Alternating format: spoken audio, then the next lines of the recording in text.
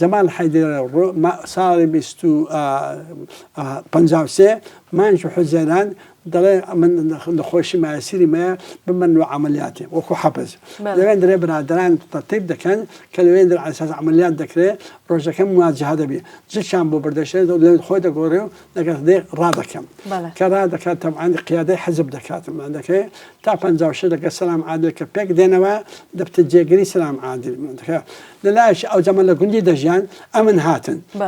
تەفتیشی گوندەکە ئێمەیان کرد ژوورەکە سیر لەوەدا بوو ژوورەکەمان پڕکا بوو کابرا بەشەنە کارێکی هەڵدەداوە کە بێ عەقڵ ئەخ کوی ئینسانێک دەستە بنکای خۆی دەشارتەوە بە هەر حاڵ جاتە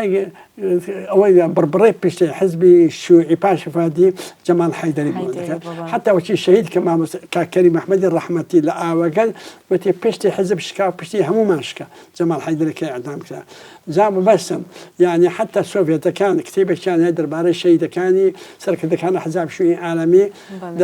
دەربارەی جەمال حەیدەر وستە ئەقوا من المەوت یعنی لە مردن بەهێشترە بەس باز دەکات جەمال حەیدەری ئەوە بوو یعنی کە ئەگەر بەهاتە ئەوەی ئینتفاضەی تەموزی قەسری معسکەر ڕەشیدی بیستوتان دەکە ڕووی نەدابە کاک جەمال لە پازدەی حوزەیرانی 63 ئەمە لە ئاوەگردی بووم نامەیەکیان ناد دەڵێ نێزیکی شارەکەم کە ئەوراوەڕاحمە تازەنا مەملەکەی ڕووداوی کە ڕوودا دانرا بۆ ئینقلاب بکرێت حزب بەعەز لەناو دەچوو نە عەبدولسەلام دروست دەبووکە کە معسکەر ڕەشید دروست بوو خەڵکیان لێجرا ئاعترافیان کرد جەمال حەیدەر و عەبەلەی جیران و ڕۆژی 20 تەموزی 63 لە زێر تەعزیبدا مرد حتا کۆچ کردووی نەمێر دکتۆرە مستەفا زەڵمی بۆی جێڕامە ڕۆژگە لە خزمەتی داوام وتوەکی جەمال حەیدەریوان ژیران لە قەسرەکە پاشکۆیەکی پێیان دەگوت خانەکە وتەمە یەکێتی قوتابیانی کوردستان لەوێ ئی پارتی بەجێ ئیشمان دەکەن ئەمەش جیران وتم لە پێشتاوی خۆم دیتم جەمال حەیدەری خوێن دەهاتە خوارەوە کلاسەکان پاسەپارت کردو لە ئەویان هەلواسی بوو ببەستم کە حەزبی بەعسیش جەمال حەیدەریان کوشت یانە خەنی بوون ئەوجە خەبەرێکمان پێگەیشت کە تاهیر یەحیا ڕئیس وزەرا بووە ئەو حاضر بوو لە تەعزیبی جەمال حەیدەری لە قەسری النیهایە تا هەرحەرە پاشی هەفتەی تەموز حزبی بەعس هاتەوە کردن حەبس بوو لە قاعەکەی ئێمە بوو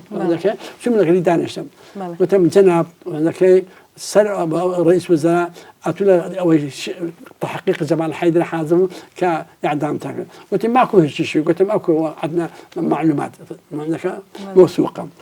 بەبەستم جا لەبەر هەندێک زەرێکی گەورە بە حەزبی گەیان بە ملەتی کوردکە حرەکەت شوێنی عالەمیش یعنی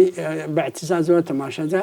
دەستت خۆش بی زۆر زۆر سوپاس دەکەم کە ئەمڕۆ کاتی خۆت بە ئێمە بەخشی من زۆر خۆشحاڵم زۆر خۆم بە گەورە دەزانم منیش بەش بە حاڵە خۆم سوپاسان دەکەم ئەزیەتان کێشە ئاورداوانێکی باشە بتانن مێژووی ئەو کەسانەی کە مێژویان ئەزمونیان هەیە ڕۆژ لە ڕۆژان دەورەشیان نەبووە قەڵەبەشی جوانیان نەبووە وشەیەکی باشیان گوتووە بە شەرتە ڕازگۆیانە لاوان وەرگن بە ڕازگوانەی ئێوە بڵاوکردنەوە قرتاندنی تێدا نەبێ